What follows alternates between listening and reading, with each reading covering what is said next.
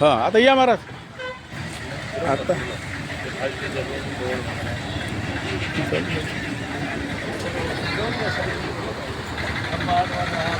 हां वा या जवळ सायकल हां घ्या आता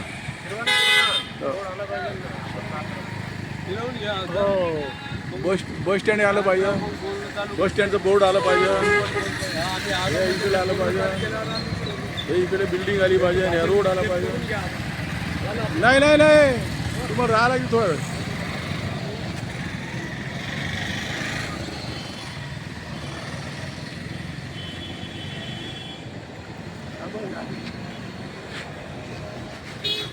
या जवळ आता हां आपल्या वणी यवतमाळ हो, ये रे. चंद्रपूर रोडवर या ना इकडे हा जो इलेक्ट्रिक पोल आहे हा पूर्ण मागून तेढा या महाराज झालेला आहे. या ना इकडे कुठल्यातरी वाहनाने ढोस अरे मारलेली कलेक्टर आहे आणि अतिशय या भागामध्ये महाराज कलेक्टरने पाठवा लागते इकडे या भागातील निष्क्रिय आणि जे निवडून आल्यानंतर हरामचा माल कमावण्याच्या चक्करमध्ये लागलेले याला दोषी आहेत.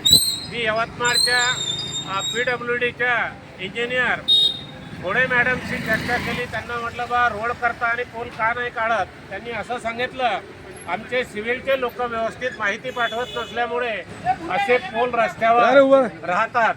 नांदेपेरा रोडला एक पोल लोखंडी पडून फार मोठी हानी होता जीवितहानी होता वाचली परवाला. म्हणून आता ते पोल काढणार आहे. त्यांनी मीटिंग सुद्धा लावलेली आहे. तरी विद्युत महामंडळाची जे पोल आहे रोडवर आणि सिमेंटचे रोड होतात त्यामध्ये रोड फुटण्यामागं उद्या हा पोल काढल्यानंतर इथे व्यवस्था करताना पुन्हा तो फुटत राहतो. म्हणून सार्वजनिक बांधकाम विभागाने रोड करत असताना MECBला तात्काळ सूचना देऊन परिपत्रक काढावं आणि पहिले पोल काढून घ्यावे. हा पोल यवतमाळ रोड चंद्रपूर रोडवर आहे आणि कधीही या रोडने नुकसान होण्याची संभावना आहे.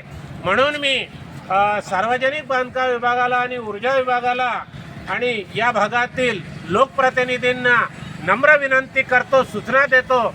असे पोल काढण्यासाठी आपण लोकांना मृत पावल्यानंतर श्रद्धांजली आणि शोकसभा घेण्यापेक्षा असे पोल काढून टाकले तर तो प्रसंग लोखंडी पोलमुळे मृत्यू झाल्याचा प्रसंग येणार नाही.